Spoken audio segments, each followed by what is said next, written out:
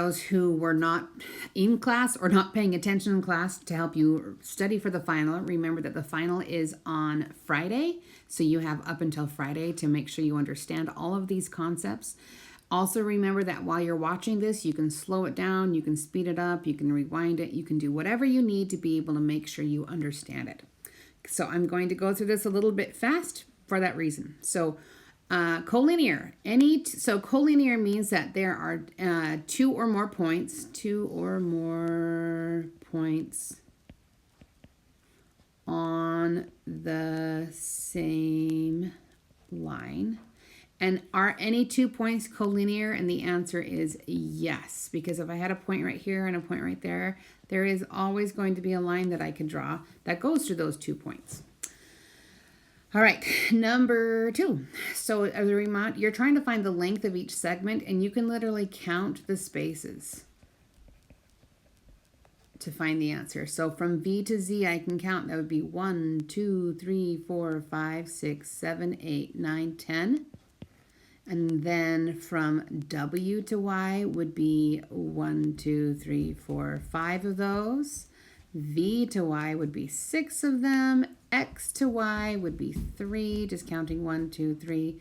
Y to Z, 1, 2, 3, 4. And hey, I could add up 3 and 4 to get XZ, which would be 7. A counter example is any example. It only needs to be one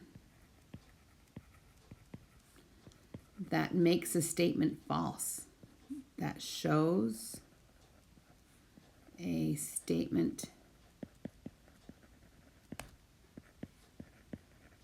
So for example, I could say every student in the high school loves geometry. If you can think of one person that doesn't love geometry, that would be a counterexample that would make my whole statement false, right?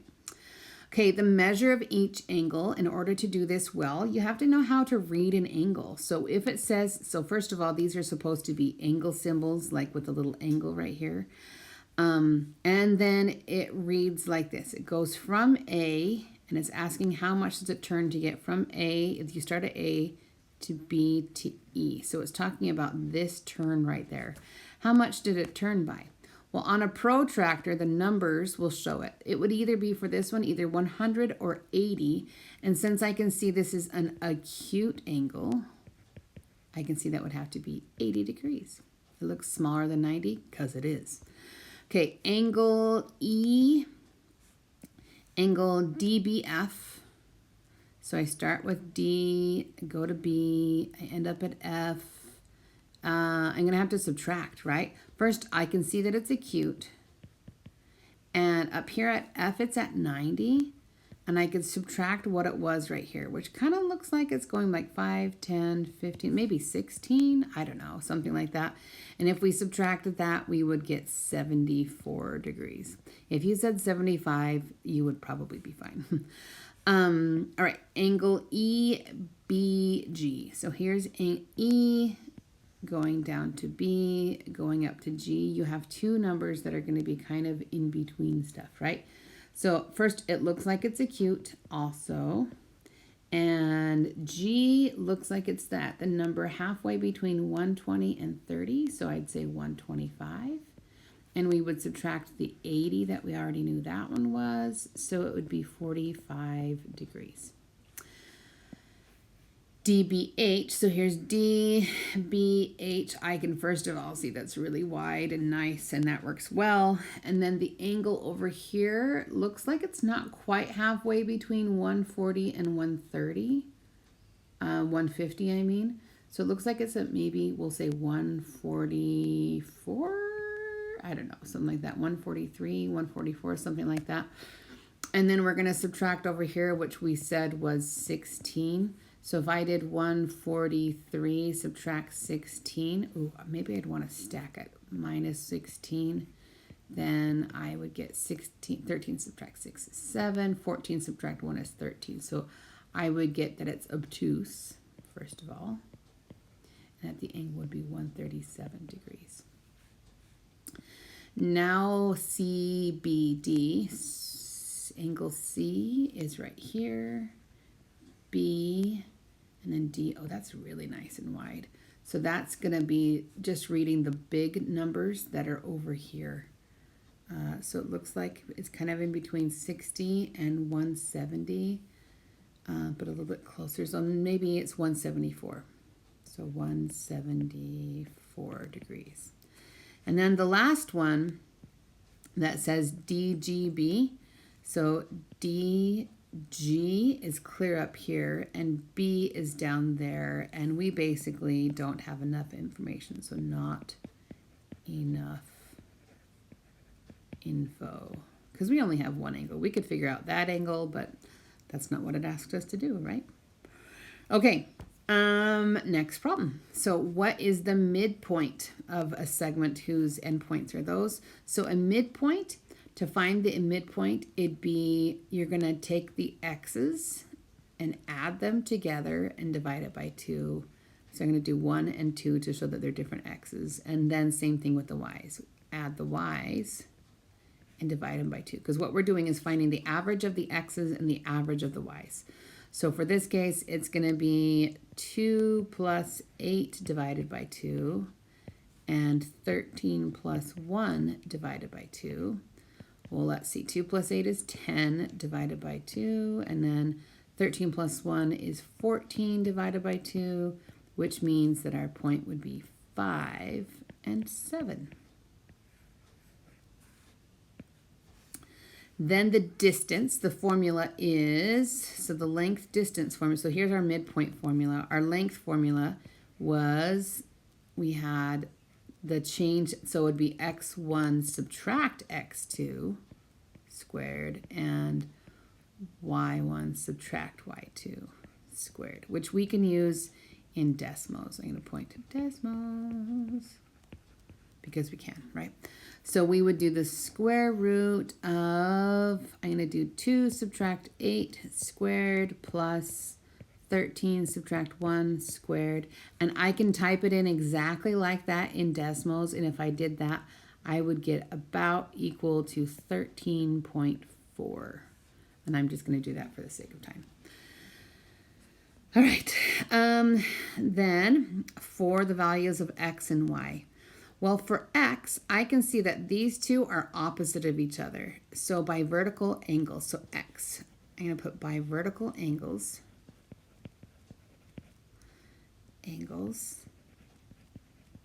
So vertical angles, if they make a V together, see how there's this really wide V and that V and it's sideways, that V right there, they make vertical angles. And vertical angles are congruent. So I can say that 7x plus 7 equals 112. And then we just solve for x.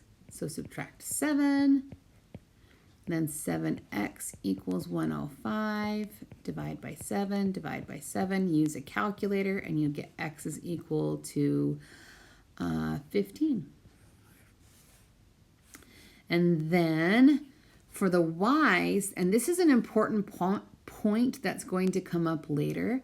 For the y's, if two angles are right next to each other, like this, and they make a line, then those two angles are called a linear pair. So for y, we're going to use a linear pair. They're called a linear pair. And what that means is that they would add to 180. This is going to come up later like 2 more times, this fact of a linear pair. So we would have that 4y plus 12 would equal 180 degrees. And now we just solve for y. So subtract 12, and then 4y equals 168, right? Oh, that was 112. I'm like, that is so confusing. It's 112, and that's just 68. That makes so much more sense. And then divide by 4, and then y. Again, use a calculator. Don't stress over not knowing the numbers off the top of your head. It's going to go in 17 times. So our x was 15, our y was 17, and that's probably going to help you on a couple problems. For problems 8 and 9, use this diagram of EG. So the information in 8 and the information in 9 are different. They're not related. They just happen to use the same picture. So from E to F, if that is 9x plus 11, and then F to G was 20, and then it tells us that the whole thing is 148. What's the value of x? Well, I can see if I took this part, if I took this part and added it to that part, I'd get the whole thing, right? Looks like a pair of lips. I'm going to undo that because that's a lot of extra lines.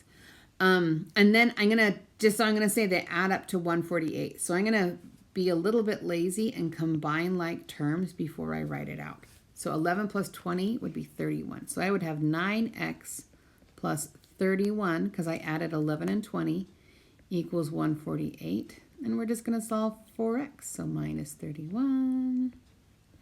We have 9x equals 117. Then divide by 9, divide by 9. Again, please use a calculator and you would get 13. So there's that.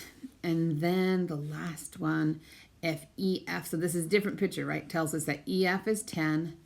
It tells us EG, like the whole thing, instead of 148 is 24. How can we find our missing side? So you can do 24, subtract 10, and we would get 14 is the value of FG. Okay, and then, all right, this one right here tells us that the measure of EOF, this part is 29 degrees, and FOG, so FOG is 20 degrees. We want to find the whole thing, EOG, so we would just do 29 plus 20 equals 49 is the measure of angle EOG. All right, now this number 11 is actually so helpful that it's going to come back in a couple different problems. So we're going to go through these things.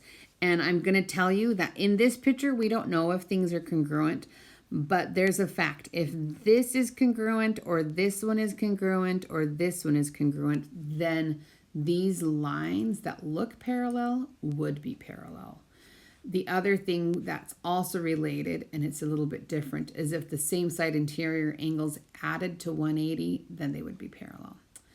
Okay, so corresponding angles are angles that are in the same relative location. So like 1 is above the line, and so is 5. 1 and 5 are above the parallel lines, and then to the left of this transversal. So this line right here is called a transversal.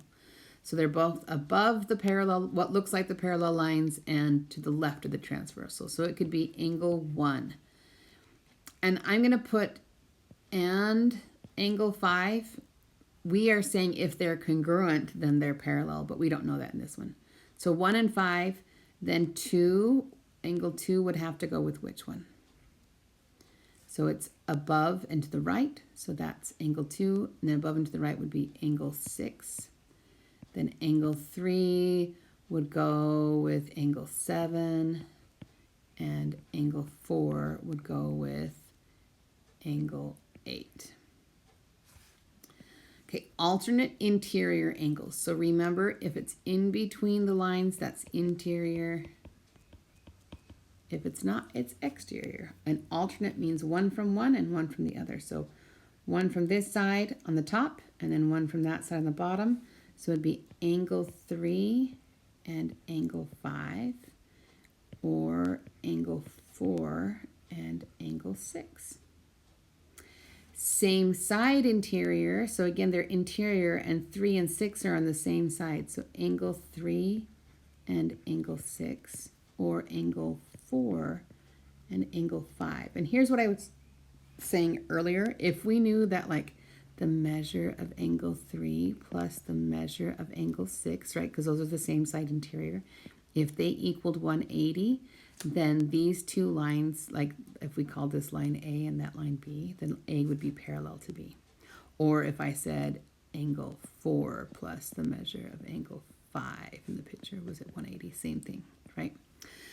Alternate exterior angles means they're outside. So interior is in between, exterior is outside. So we would have one would go with 7, 2, angle 2, and angle, so 2 with 8, angle 8, angle, nothing else because those are the exterior angles. Okay. Now, the name for all of these pairs. So let's see, 7 and 4, those are inside, and they're on opposite sides of the transversal right here. So this would be alternate interior angles. And then angle 3 and angle 8, those are alternate exterior.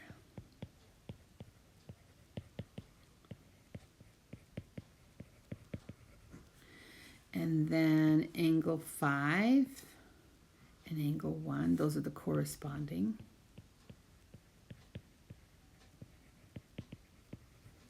And then 1 and 4, we did not do that recently on what we just talked about on 11, but together they make a line, right? Here's the line that they make, so that means that they are a linear, see there's the word line, and then R, linear pair.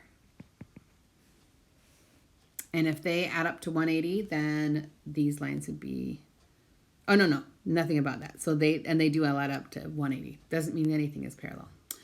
Okay, so then we knew that 1 and 3, oh wait, in this picture now, if angle 1, we're right here. If 1 and 3 add up to 180, well, those are called the same side interior. And up here on number right here, we said if they add up to 180, then they're parallel, right? So if they added up to 180, that means that these two are the ones that would be parallel, right?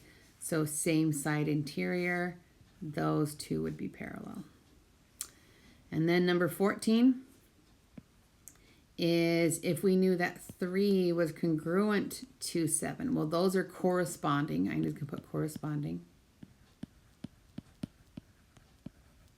And back on number 11, we said if they were congruent, that means that they're parallel. And then it says 11 is congruent to angle 10. Well, 11 is congruent to angle 10. Those are vertical angles. But vertical angles don't necessarily tell us anything about whether or not the lines are parallel.